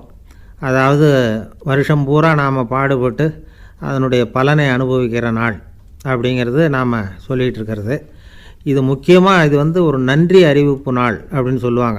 இன்றைக்கி நிறைய நன்றி அறிவிப்பு கூட்டம்லாம் நடந்துக்கிட்டு இருக்குல்ல, அது மாதிரி விவசாயிகள் நடத்துகிற ஒரு நன்றி அறிவிப்பு விழா இது. யாருக்கு நன்றி சொல்கிறாங்கன்னா ஆதவனுக்கு. அதாவது சூரியன் இல்லைன்னா விவசாயம் இல்லை. அதனால் ஆதவனுக்கு நன்றி செலுத்துகிற நாளாக இந்த பொங்கல் திருநாளை நாம் கொண்டாடுறோம். அதாவது இந்த பொங்கலில் விவசாயிகள்கிட்டேருந்து நிறைய பண்புகளை நாம் தெரிஞ்சுக்க வேண்டிய நாள் இது. விவசாயிகள் அவங்க விவசாயம் முன்னேறி இருக்கிற அளவுக்கு விவசாயிகளுடைய வாழ்க்கை தரம் முன்னேறலை. அந்த அளவுக்கு அவர்கள் நாட்டுக்காக உழைச்சிக்கிட்டு இருக்கிறாங்க. அந்த காலத்திலே அதை பற்றி ஒரு கதை சொல்கிறது உண்டு. ஒரு வயசான ஆள் நிலத்தில் ஏறு உழுதுகிட்டு இருந்தாராம். கிழிஞ்சு போன ஒரு சின்ன துண்டை தான் இடுப்பில் கட்டியிருந்தாராம். தலையில் ஒரு கந்தலை சுற்றி இருந்தார். உடம்பு பூரா சேரு. ரொம்ப ஏழை. ஏறு ஓட்டிகிட்டு இருக்கிறவர் வேறு எப்படி இருப்பார்? இருந்தாலும் அந்த ஆள் ரொம்ப ஜாலியாக பாட்டு பாடிக்கிட்டே ஏறு உழுதுகிட்டு இருந்தாராம். உடம்புல தான் அவர் ஏழையை தவிர மனசில் ஒரு ஏழையாக தெரியல. அந்த சமயத்தில் அந்த நாட்டு ராஜா அந்த பக்கமாக குதிரை மேலே வந்தாராம். வேட்டைக்கு போயிட்டு பரிவாரங்களோடு திரும்பி வந்துக்கிட்டு இருக்கிறார். ரொம்ப செல்வ செழிப்பில் இருக்கிற ராஜா அவர் இந்த வயசான விவசாயியை பார்த்துருக்கார். இந்த ஆள் ரொம்பவும் ஏழைங்கிறது அவர் பார்த்தாவே பளிச்சுன்னு தெரியுது. கட்டிக்கிறதுக்கு நல்ல துணி இல்லை, உடம்போ இழைச்சி போயிருக்குது, வயிறு முதுகில் போய் ஒட்டிகிட்டு இருக்கு, கண்ணு குழி விழுந்து போயிருக்குது, ஆனாலும் முகத்தை பார்த்தா சந்தோஷமாக இருக்கிற மாதிரி இருக்குது. இவ்வளவு உற்சாகமாக பாடிட்டு இருக்கிறாரே அப்படின்னு ஆச்சரியமாக நினச்சி பார்த்தார் அந்த ராஜா. சரி, அவர்கிட்ட கொஞ்சம் பேச்சு கொடுத்து பார்க்கலாம் அப்படின்னு முடிவு பண்ணார். ஐயா பெரியவரே, இப்படி கொஞ்சம் வர முடியுமான்னாராம். பொழுது போகிறதுக்குள்ளே நான் இந்த வயல் பூரா உழவு ஓட்டி ஆகணும், அதனால் பேசுகிறதுக்கு நேரம் இல்லை அப்படின்னாராம் அந்த பெரியவர். என்ன அவ்வளவு அவசரமாக? மீதி இருந்தால் நாளைக்கு உழுதக்கூடாதா? அது சரி, உனக்கு எத்தனை ஏக்கர் நிலம் இருக்குது அப்படின்னு விசாரிச்சிருக்கார் ராஜா. எனக்குன்னு சொந்தமாக உள்ளங்கை அளவு கூட நிலம் கிடையாது. இது எங்கள் முதலாளியோட நிலம். இதை பூராவும் உழுது முடித்தாதான் அவர் கூலி கொடுப்பார். நான் கூலிக்கு உழுதுகிட்டு இருக்கிறேன். உங்ககிட்ட பேசிக்கிட்டு இருந்தால் அவருக்கு துரோகம் பண்ணது மாதிரி ஆகிடும் அப்படின்னாராம். ராஜா குதிரையை விட்டு கீழே இறங்கினார். வரப்பில் நடந்து அந்த பெரியவர்கிட்டே போனாராம். சரி, ஒரு நாள் பூரா உழுதா உனக்கு எவ்வளவு கூலின்னு கேட்டிருக்கார். 8 அணா கூலி கிடைக்கும்னாராம் அவர். இது ரொம்ப காலத்துக்கு முன்னாடி நடந்த ஒரு சம்பவங்கிறதுனால அப்போ 8 அணா கூலிங்கிறது ரொம்ப பெருசு. இருந்தாலும் அதுவும் அந்த ராஜாவுக்கு பெரிய கூலியாக தெரியல. இவ்வளவு தானா, இதை வச்சுக்கிட்டு நீ எப்படி காலம் தள்ளுற அப்படின்னாராம். ஒன்றும் கவலை இல்லை அப்படின்னாராம் அவர். ராஜாவுக்கு ரொம்ப ஆச்சரியமாக போச்சு. 8 அணா கூலி வாங்குகிற இந்த ஆள் கவலை இல்லாமல் இருக்கிறார், ஏராளமான வசதியோடு இருக்கிறன்னா கவலை இல்லாமல் வாழ முடியலையே அப்படின்னு நினச்சி பார்த்துருக்கார். அது சரி, 8 அணாவில் எப்படி குடும்பம் நடத்துகிற அப்படின்னு கேட்டாராம். எனக்கு கிடைக்கிற 8 அணாவில் 2 அணா குடும்பத்துக்கு செலவழிக்கிறேன், 2 அணா பழைய கடனுக்கு கொடுக்குறேன், 2 அணா தர்மம் செய்கிறேன், 2 அணா வட்டிக்கு கொடுக்குறேன், ஒரு குறையும் இல்லைன்னாராம். ராஜாவுக்கு ஒன்றும் புரியல. எனக்கு ஒன்றும் புரியலேன்னு இருக்கார். ஐயா, எனக்கும் என் மனைவிக்கும் 2 அணா செலவாகுது. வயசான அம்மா அப்பா இருக்கிறாங்க, சின்ன வயசில் என்னை காப்பாற்றினவங்க அவங்க. அந்த கடனுக்கு 2 அணா செலவாகுது, அது பழைய கடன். என் தங்கச்சி ஒருத்தி ஆதரவு இல்லாத நிலைமையில் தன்னுடைய மகனோட என் வீட்டில் இருக்கிறா. அவளுக்கும் அவள் மகனுக்கும் 2 அணா செலவு பண்ணுறேன், அது தர்மம். எனக்கு 2 பிள்ளைங்க இருக்கிறாங்க, அவங்களுக்கு 2 அணா செலவு பண்ணுறேன், அது வட்டிக்கு கொடுக்கறது மாதிரி. பிற்காலத்தில் அவங்க எங்களை காப்பாற்றுவாங்க. அந்த வகையில் நான் திருப்தியோடு வாழ்ந்துக்கிட்டு இருக்கிறேன் அப்படின்னாராம். ராஜாவுக்கு அர்த்தம் புரிய ஆரம்பிச்சுதான். அந்த பெரிய நிலத்தை விலை கொடுத்து வாங்கி அந்த பெரியவருக்கே தானமாக கொடுத்துட்டாராம். இப்போ உழுதவருக்கே நிலம் சொந்தமாகிட்டுது. அன்னையிலேருந்து அரசனுக்கும் ஆறுதல் கிடைச்சிதான். இப்படி ஒரு கதை சொல்லுவாங்க. 8 அணா வருமானத்தை வச்சுக்கிட்டு எப்படி காலத்தை தள்ளுறதுன்னு சொல்கிறதுக்காக இந்த கதையை சொல்கிறதாக யாரும் தப்பாக நினச்சிக்கக்கூடாது. கிடைக்கிறத எப்படி பங்கு போடுறார், எப்படி திருப்தியாக வாழறார் அப்படிங்கிறது தான் முக்கியம். அது மாதிரி இன்றைக்கு இந்த பொங்கல் திருநாளில் உழவர்கள் மனசு மகிழ்ச்சியாக இருந்ததுன்னா அது எல்லாரும் மகிழ்ச்சியாக இருக்கிறது மாதிரி அர்த்தம். அதனால் அவர்கள்ட்டேருந்து நாம் பாடம் கற்றுக்கணும். சில உழவர்கள் தங்கள் நிலத்தில் விளையிறத தாங்கள் சாப்பிட மாட்டாங்க, அடுத்தவங்கள்ட்ட விற்றுட்டு சந்தையில் போய் வேறு அரிசி வாங்கிட்டு தான் இவங்க சாப்பிடுவாங்க. அப்படிப்பட்ட விவசாயிகள்லாம் இது உண்டு. பங்கிடுகிற பண்பை உழவர்கள்ட்டேருந்து கற்றுக்கொள்ளுங்கள் அப்படிம்பாங்க. ஒரு ஆள் நிம்மதியாக மகிழ்ச்சியாக இருந்தானா, உங்கள் நிம்மதிக்கும் மகிழ்ச்சிக்கும் என்ன காரணம்னு கேட்டிருக்கார் இன்னொருத்தர். என்கிட்ட இருந்தது பூராவையும் என் பிள்ளைங்களுக்கு சமமாக பங்கு போட்டு கொடுத்துட்டேன், எனக்குன்னு எதுவுமே வச்சுக்கல, அதுதான் நிம்மதிக்கு காரணம்ன்றிருக்கான். உங்ககிட்ட இருந்தது எவ்வளவு இருந்தது அப்படின்னு கேட்டிருக்காரு அவர். மொத்தமாக ஒரு 50,000 ரூபா இருக்கும் அப்படின்னு இருக்கான். அவ்வளவும் பணமாகவே இருந்ததா அப்படின்னு கேட்டிருக்காங்க அவங்க. இல்லைங்க, அவ்வளவும் கடன், அதை தான் பிரித்து கொடுத்துருக்கேன் பிள்ளைங்கக்கிட்ட அப்படின்னு நானும். அவன் ஒரு குரு, இளம் சீடர்கள் எதிரில் உட்காந்துருக்கிறாங்க. குரு பாடம் நடத்திக்கிட்டு இருக்கிறார். சீடர்களுக்கு ஒரு ஆசை, அதாவது ஒரு முக்கியமான மந்திரத்தை நம்ம குருநாதர்கிட்ட இருந்து கற்றுக்கணும் அப்படிங்கிறது அவங்க ஆசை. அது என்ன மந்திரம்னா, இறந்தவரை உயிர்ப்பிக்கக்கூடிய புனித மந்திரம், அதாவது செத்தவங்களுக்கு மீண்டும் உயிர் உண்டாக்குகிற மந்திரம். குருவே, தயவு பண்ணி அந்த மந்திரத்தை எங்களுக்கு உபதேசிக்கணும் அப்படின்னு கேட்டாங்க. அது ரொம்ப ஆபத்தானது, அது என்னத்துக்கு உங்களுக்கு வேண்டாமேன்னாராம் குரு. எங்களுடைய நம்பிக்கை உறுதிப்படுறதுக்காகத்தான் கேட்குறோம், வேற ஒன்றும் இல்லை அப்படின்னாங்களாம் சீடர்கள். பக்குவப்படாத அறிவுங்கிறது ரொம்ப ஆபத்தானது அப்படின்னாராம் குரு. இது சீடர்களுக்கு புரியல. அது எப்படிங்க பக்குவப்படாத அறிவு ஆபத்தானதுன்னு சொல்கிறீங்க, அப்படின்னா என்ன அப்படின்னு கேட்டிருக்காங்க சீடர்கள். குரு அதுக்கு விளக்கம் கொடுத்தாராம். அந்த மந்திரத்தை எப்போ பயன்படுத்தணுங்கிறது முக்கியம். அதை அறியக்கூடிய ஞானம் ஏற்படுகிற வரைக்கும் அதை தெரிஞ்சுக்காமல் இருக்கிறது தான் நல்லது, இல்லைன்னா ஆபத்துன்னாராம். ஆனால் அந்த சீடர்கள் அதை கேட்குற மாதிரி இல்லை, ரொம்ப பிடிவாதம் பண்ண ஆரம்பிச்சுட்டாங்க. சரி வாங்க சொல்கிறேன்னார் குரு. எல்லோரும் வந்தாங்க. அந்த புனித மந்திரத்தை அவங்களுக்கு ரகசியமாக உபதேசம் பண்ணார். உபதேசம் பண்ணிவிட்டு அவங்களுக்கு எச்சரிக்கையும் கொடுத்தார். இந்த மந்திரத்தை நல்லா ஆராய்ஞ்சு பார்த்ததுக்கு அப்புறம்தான் உச்சரிக்கணும். அவசரப்பட்டு எதுவும் செஞ்சிடக்கூடாது அப்படின்னு ஒரு தடவைக்கு பல தடவை எச்சரிக்கை கொடுத்தார். சரின்னு சொல்லிவிட்டு அவங்கெல்லாம் மந்திரத்தை கற்றுக்கிட்டு எழுந்திரிச்சு போயிட்டாங்க. ஒரு நாள் அந்த சீடர்கள் எல்லாம் மணற்பாங்கான இடத்துல அப்படியே நடந்து போயிட்டுருக்குறாங்க. ஒரு பாலைவன பகுதி மாதிரி ஒரு இடம். அங்கே ஒரு இடத்துல எலும்புகள் குவியலாக கிடந்தது.